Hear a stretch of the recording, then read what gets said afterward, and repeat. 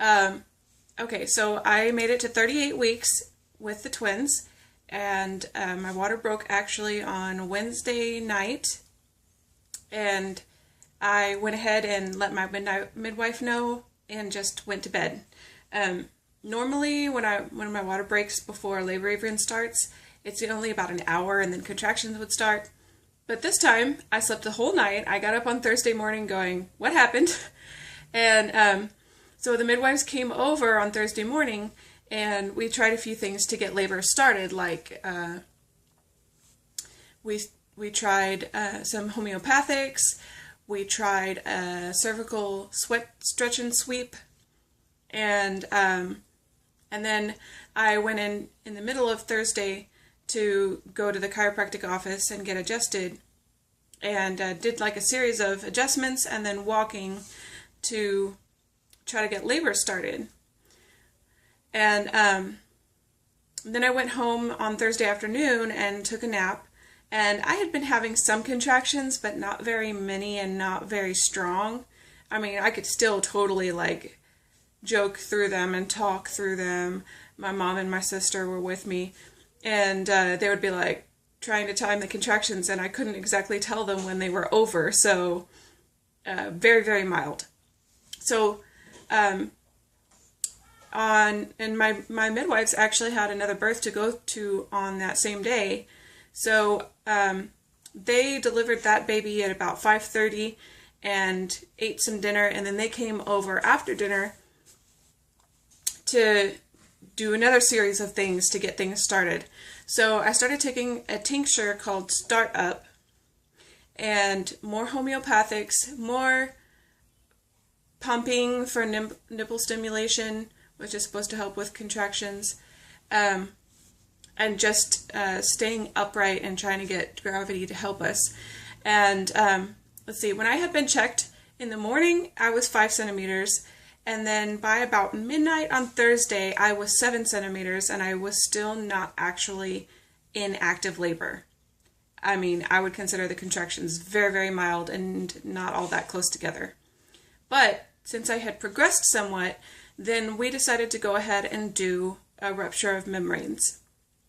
As soon as that happened, I went into active labor, and I dare say I went into transition immediately. I started feeling it. We started filling up the birth pool and everything, because I said, okay, this is it. I was in my bedroom here, crouched over the nightstand and swaying my hips through the contractions and everything, and the midwives and everything were getting stuff ready behind me. And it was going pretty fast. I was really, really ready for the birth pool to be filled by the time it actually was filled. And I got in, and I was trying different things, like I didn't know whether I was more comfortable kind of sitting down or more on my knees and kind of leaning over the side of the birth pool. So I was just trying different things, and I happened to be just leaned over the side of the birth pool, and Levi just came out. I just had a contraction, and I had already been pushing a little bit, and I decided to go ahead and work with that push since they were getting really strong, and he just came out. In fact, he shot out behind me into the middle of the birth pool, and I had to kind of reach between my legs and fish him out and bring him up in front of me, make sure the cord wasn't wrapped around his neck, and then quickly bring him up. And he was under the water for no more than 10 seconds before I brought him up. And his cord was really short, so there's like a little built-in stool inside the birth pool, so I moved over to that so that I could sit down and he could still be above the water safely. So we stayed in there for a little while. He got delayed cord clamping for about 1 minute, which is less than normal for me, but enough that I feel like he got some blood and stuff that he needed. And Levi was born at 3:19 a.m., so my labor with him was about 3 hours and 20 minutes. And He weighed 6 pounds, 6 ounces, and he was, I believe, 20 inches long. There were 4 midwives. 2 of them were attending to me, and 2 of them were just hanging out. And so we handed him off to the one named Sue, who was in charge of just keeping Levi and making sure that his vitals were good. And they were. He was crying and pink and breathing beautifully right away.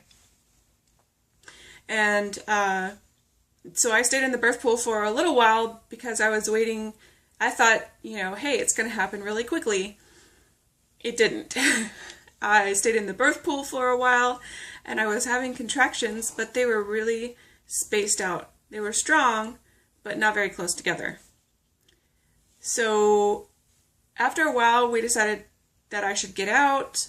Sometimes, the water, it has a pain relieving effect and, labor promoting effect for a while, but then it kind of wears off. So you should get out of the water and then get back in later to kind of refresh that pain relieving effect. And so we got out, and basically we started all over again. I took some more of the startup tincture. I pumped some more. We decided to do squats, which after being at the chiropractic office and walking and climbing stairs a whole lot, and then doing a lot of squats, my calves were killing me. That hurt almost as bad as the actual labor itself. But anyways, we were trying everything. We were trying all of the acupressure points, and it just didn't seem like very much was happening. And so we decided to rupture the membranes again. And sure enough, that kicked things into high gear, but it still wasn't quite enough. By that time, several hours had gone by, and I was beginning to feel pretty discouraged because I just felt like I couldn't quite push him out. And I had that same problem with my son, my very first pregnancy and birth. I just couldn't quite organize my pushing effort to get him out, and I ended up, Brendan's heart rate ended up going down and staying pretty low, so we had to do an emergency episiotomy, and I pushed him out, and I was very, very exhausted. So now I was freaking out because it felt like when I was trying to push Jasper out that the same thing was happening, except Jasper was perfectly fine the whole time. His heart rate was beautiful. So we had time, but I didn't want myself to get so exhausted that I had no energy left whatsoever and would have to have a C-section and go to the hospital or something. So I couldn't think of what to do, but I was just like, okay, well, let's try something different. I had been standing. I said, well, let me lay down and let me play tug of war with one of the midwives. Let's get a scarf or something. And one of you guys put your fingers on my perineum right where I need to push so that I can feel where it is my pushing needs to go. And that's what we did. And at first it didn't work, but I had all 4 midwives surrounding me and my husband as well. And they were all encouraging me, and, they let me know that this was it. If I couldn't push him out, then we were heading to the hospital to do something else. I had run out of options for what we can do here at home. And I don't know, something just clicked. I was tired. I was exhausted, really. But I found that last bit of strength and just powered him out and muscled him out, surrounded by all of the midwives and David urging me on and encouraging me. And it was really a very empowering moment for me. And as he came out, we found out why I was having so much trouble. He was posterior, which means that he was sunny side up, and it's more difficult to push babies out when they're facing that way. And So I pushed really, really hard. In fact, I thought I had given birth to all of him, and I had just given birth to his head. And I was like, what? I'm not done?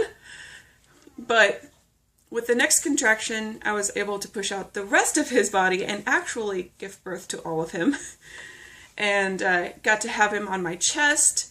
That was actually kind of special because 4 out of 5 babies have had a really short cord, and I have never been able to have a baby placed directly on my chest while they're still attached to me. So that was actually kind of a special moment. And we did delayed cord clamping again. I just got to lay there and rest for a little while because I had worked very hard. And, after a while we're waiting for the placentas to come out, and I felt like I might be ready. And so I gave some pushing and stuff, and a huge blood clot the size of a placenta came out, and a gush of blood also. But we were prepared for that. It was a hemorrhage, about 1,000 cc's of blood loss, but we knew that that might happen, and I had been very diligently preparing and getting my iron as high as possible, and I had also told my midwife that whatever you need to do, dose me up. So I immediately got Cytotec and Pitocin, and the blood stopped immediately. And I actually felt better after the twins than when I lost blood with Brendan, and I didn't lose as much blood with him as I did with the twins. But because my iron was high, I had reserves, I was better able to handle that blood loss, and it worked out great. Close the door, please. I'll be there in a minute.